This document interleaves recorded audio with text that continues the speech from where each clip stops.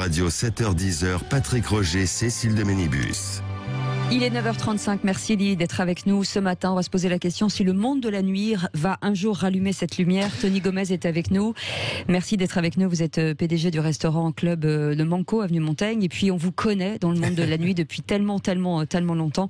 Et on aura Thierry Fontaine aussi avec nous, président de la branche Nuit de Lumi et propriétaire de 3 discothèques à Lyon. Oui, qui est avec nous d'ailleurs, on le salue. Bonjour Thierry Fontaine. Bonjour. Oui, merci d'être avec nous avec Tony Gomez. Alors Tony Gomez, j'avais envie de dire la nuit est en berne, la nuit est en deuil, quoi. Moi qui vous connais depuis longtemps, tous, oui, je ne vais rien avouer évidemment, mais c'est la première fois qu'on va se dire bonjour, parce qu'on s'est toujours dit bonsoir, et là maintenant, je vais vous avouer que je me lève à l'heure à laquelle je me suis couché toute ma vie, donc je suis debout à 6h30, 7h, ce qui était jamais arrivé, c'était l'heure à laquelle je rentrais. Voilà, là la nuit, elle est pas en berne, elle est rayée de la carte, elle a disparu, tout simplement. Oui, elle a disparu. Elle a toujours été montrée un peu du doigt aussi, hein, la nuit, globalement, à travers les âges. On va pas revenir et faire une page d'histoire, mais quand même, quoi. Hein, on a toujours été stigmatisé. C'est vrai que moi, j'ai ouvert mes premières boîtes de nuit en 76. La nuit a toujours été montrée du doigt. On l'a accusée de tous les maux, de tous les vices. Il y a eu un transfert de responsabilité que la nuit a dû supporter. Ça a été le racisme, la drogue, l'alcool, la prostitution, tout. On nous accusait de tout, alors qu'au contraire, vous êtes très encadré.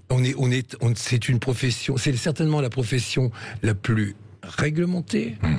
Pour ouvrir un magasin de chaussures, c'est facile. Pour ouvrir une boîte de nuit, il y a des commissions de sécurité. Et tant mieux. Je le défends. Je trouve que c'est. Mais là, dans la situation en fait d'une contamination par un virus, on peut comprendre que même si c'est réglementé, dans une boîte de nuit, ce qui compte, c'est la proximité quand même. Donc. Alors, je suis tout à fait d'accord avec vous. Mais ce qui me choque, ce qui me gêne. Ouais. C'est qu'on parle de la nuit, de la contamination la nuit. Malheureusement, on est très permissif avec les soirées clandestines. Et là, j'insiste là-dessus. Et on les arrête quand il y a des soirées clandestines. Écoutez, alors là, je peux vous assurer que sur la place de Paris, il y en a beaucoup. Il y en a pas le centième qui est arrêté. Et entre nous soit dit, mettons les mots sur les mots. Une soirée privée, c'est quand on est 6. Quand on est 7, ça devient déjà une soirée clandestine. Quand on invite les copains, que chacun amène sa bouteille, c'est une soirée clandestine. Quand on fait payer un droit d'entrée, c'est une soirée clandestine. Et en plus, avec fraude. De la crainte. Alors Thierry Fontaine, qui est avec nous aussi en duplex de Lyon, là, pour l'instant, j'imagine que la plupart de vos collègues ont perdu tout espoir de réouverture dans l'immédiat, dans les semaines qui viennent, quoi. Non ? Oui. Oui. Il y a en effet dans l'immédiat pas du tout d'espoir de rouverture, puisqu'on sait parfaitement qu'on ouvrira après les restaurants. Ce qu'on souhaite, c'est ouvrir en même temps que les bars. Pourquoi en même temps que les bars ? Parce qu'au final, un bar de nuit, une discothèque, on se rend compte que les discothèques étaient fermées, que les bars de nuit étaient des discothèques. Donc on connaît notre métier, on sait faire, on a proposé des protocoles et on saura, quoi qu'il en soit, réduire les contaminations par rapport à ce qui se passe maintenant.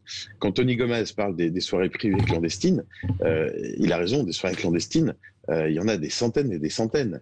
On parle dans les médias des soirées à 300, 400 personnes, 500 personnes, parce qu'en effet, elles choquent, elles font beaucoup de bruit. Mais des soirées à 50 ou 100 personnes, du mercredi au samedi, c'est tous les soirs, partout en France, mais de partout. C'est pas 2-3. Hein. Nous, là, ça va peut-être être un petit peu plus compliqué avec le couvre-feu, non ? Non, pas du tout.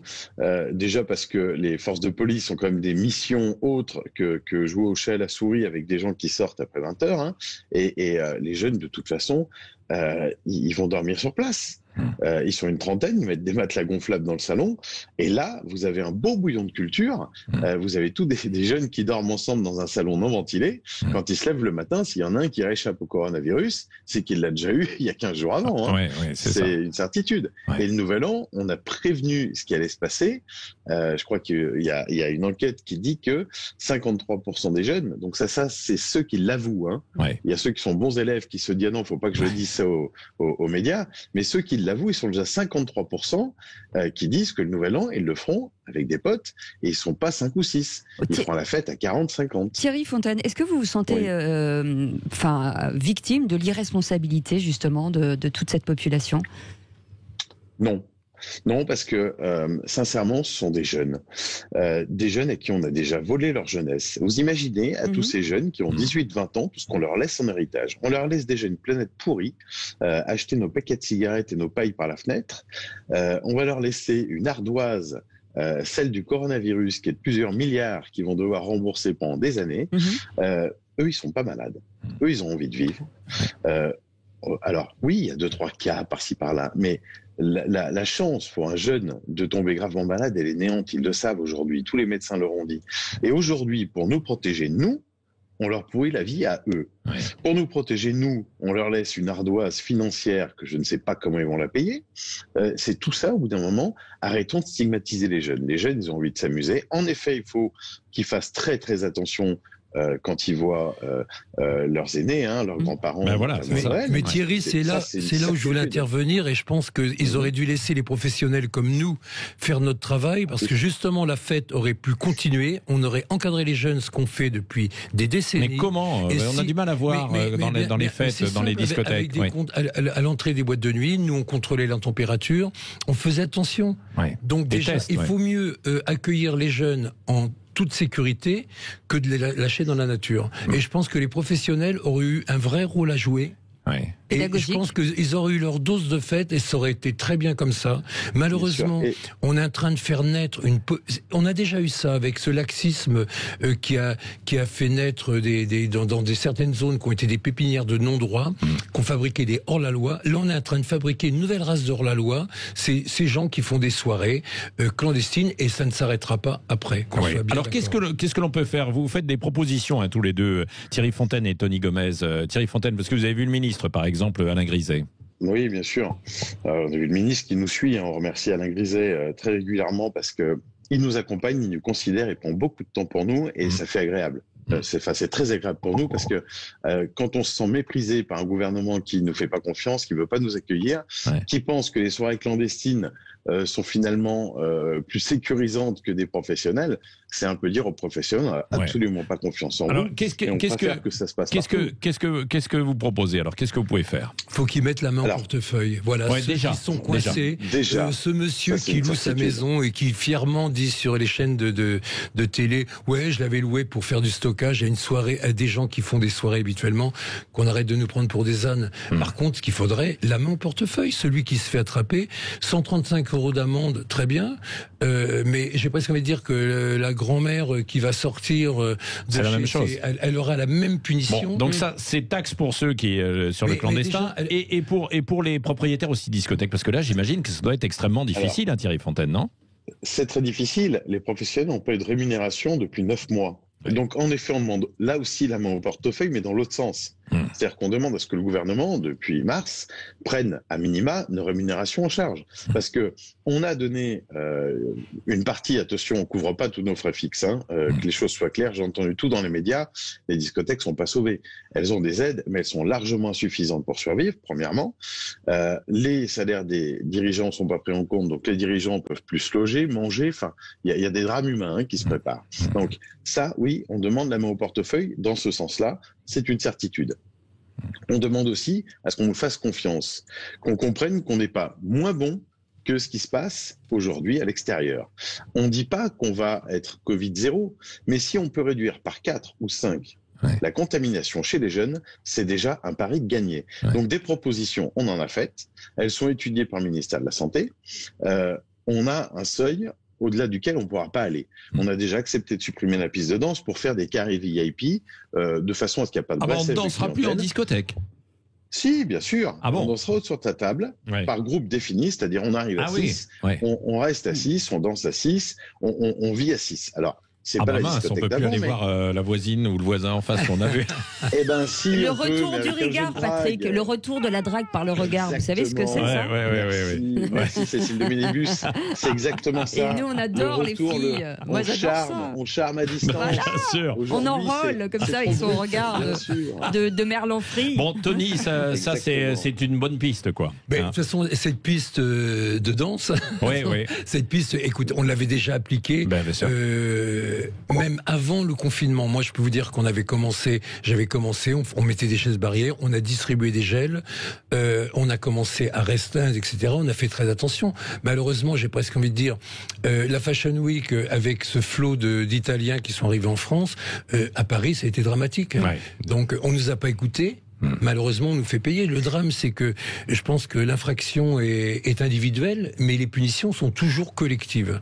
Et c'est ça qui me gêne. Ouais, bon. Voilà. Donc vous avez quand même encore de l'espoir alors d'une réouverture quand ? Mais moi, je pense qu'on rouvrira un jour. De toute façon, la nuit a toujours existé. Ça fait partie de la jeunesse. Tant qu'il y aura des jeunes, il y aura de la nuit. Et j'ai presque envie de dire que depuis les années 75, les personnes plus âgées voulant rester jeunes, elles sortent. Moi, j'ai toujours eu des clubs où il y avait un grand écart entre, c'était 18, 78. Voilà, donc j'avais aussi bien des grands-parents que les parents, que les enfants qui sortaient et qui pouvaient se retrouver. Par contre, on va avoir une nuit différente. Il va falloir se réinventer.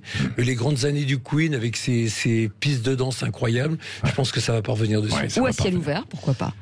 Oui, mais on est quand même en France, l'hiver.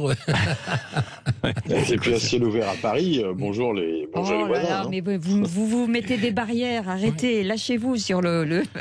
Bon, en tout cas, on aimerait bien. En tout cas, on vous salue quand même aussi parce que vous traversez, on parlait de courage tout à l'heure avec Jean Veil, il vous en faut pour traverser cette période en fait Thierry, difficile. Moi, je trouve qu'on devrait monter un collectif et être présent et suivre, ne pas lâcher l'affaire, déposer plainte voilà, parce que malheureusement souvent toutes les infractions ne sont pas suivies des faits, c'est des rappels à la loi, etc.